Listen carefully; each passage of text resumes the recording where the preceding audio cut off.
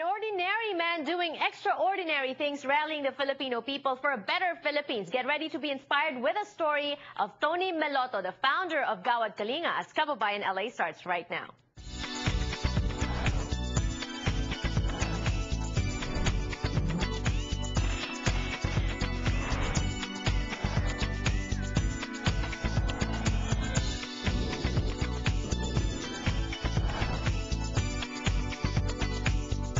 Talk Tuesday on Kababayan LA this afternoon. Bukas po ang aming mga linya ng telepono para kayo ay makausap namin ngayong hapon. I always look forward to Tuesdays because we always get to talk to you on Tuesdays. Ngayong hapon sa Kababayan LA, gaya po ng nasabi ko kanina, we have a very special guest, a very inspiring man, and he's sort of giving us, he is going to give us sort of like a report card of what Gawad Kalinga has accomplished so far, and they are on their way to greater, bigger, and better things as well. There's a Hope Ball that's happening in Las Vegas this Saturday, and we have the details for you later on in the show. Also, makasama po natin Jasmine Villegas. Do you remember her? She visited us a few years ago, pero ngayon ako, dalagang-dalaga na po si Jasmine. We're also going to be talking to her today on Kababayan LA. For now, makibalita naman tayo kung ano ba ang mga top trends, Yahoo top trends or top searches in the Philippines with May Valdez joining us from Manila. Magandang umaga sa iyo, May. Magandang umaga, magandang hapon dyan. At ako rin parang dalagang-dalaga rin ako. Parang nakatulog ka ba, May? It's so early there, no? 7:30? Yes.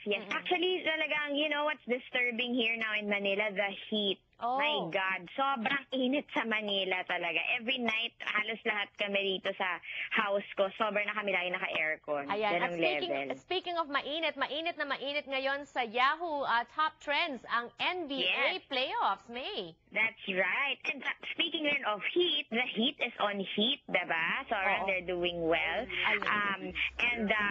Syempre, ang latest chika, kaya very popular. Syempre, always been popular naman sa Yahoo Philippines search ang NBA.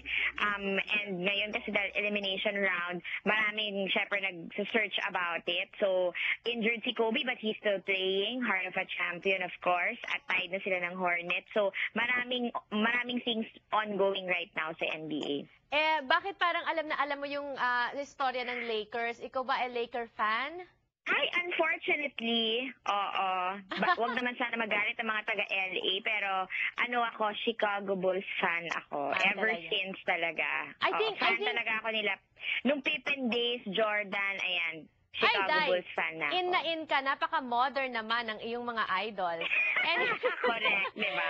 Anyway, May, aside from the NBA playoffs, sikat na sikat din sa Yahoo PH or Yahoo Philippines Top Trends, si Charisse Palenco.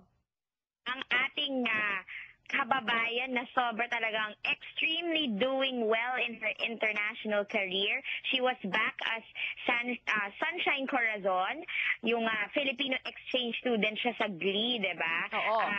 She was back on the show at siya naman, syempre, alam mo naman si Charisse, every time nasa Glee siya, she makes us proud kasi very hot ang Glee dito sa Manila. No? Maraming mga gleeks dito na laging nanonood. And she's also very talented. It's not just in the Philippines, it's all over the world. It's a sensation. And Charisse has a lot of fans. You know how big she is? She's also working on a Hollywood movie, correct?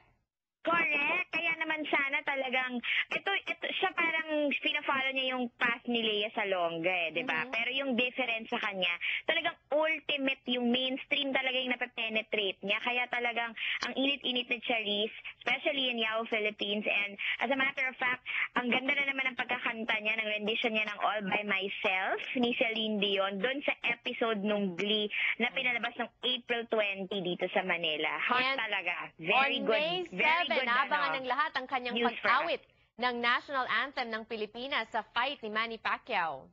So, lalo na naman siyang magbabaga na siya. Tatalunin niya na ang heat. Sizzling na. Ganyan. Sizzling na yan. Alright, after Charisse is the royal wedding, also a hot topic, not just in the Philippines, all over the world. Maski dito, May. Correct. Yes, dito naman sa Manila, nakikita namin na all the networks now are pretty much ready. They're sending their big guns just to cover, of course, the biggest wedding siguro of our what at least our generation, no, dahil ang much talked about ngayon sa Yahoo, hindi lang yung royal wedding, pero in particular si Prince Harry, yung younger brother ni Prince William na best man niya. Kasi alam mo naman tong 26-year-old prince na to, he's training now as a pilot, diba? Tapos recently na-promote siya na captain. So medyo ano siya, syempre since hindi siya yung magpapakasal, parang mas maraming clamor at interest para dun sa bachelor na prince. Oo, syempre, kasi wala nang pag-asa kay Prince William, ikakasal na yung tao. Anyway, Correct, pero Janelle, tanongin din kita, parang with the receding hairline, hindi ko rin masyadong kinakaingitan naman si Kate. Hindi na masyadong cute si Prince William. you know, Hindi na that's siya why I like masyadong talking to cute. you. You're always so candid. Kahit maagang-maaga pa dyan sa Pilipinas. For now, May, thank you so much for sharing those stories with Alright. us.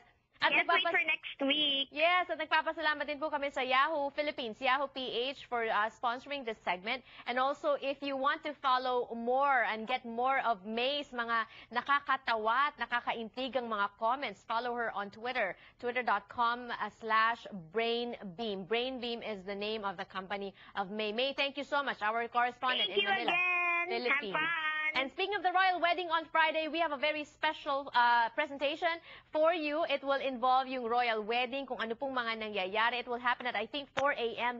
dito po sa oras natin sa Amerika. But we are going to have that covered for you. We have live feed coming from England at makikita nyo po kung anong mga ins and outs of that wedding. When we return on Kababayan LA, let's talk about Gaud Kalinga with the founder himself, Tony Meloto.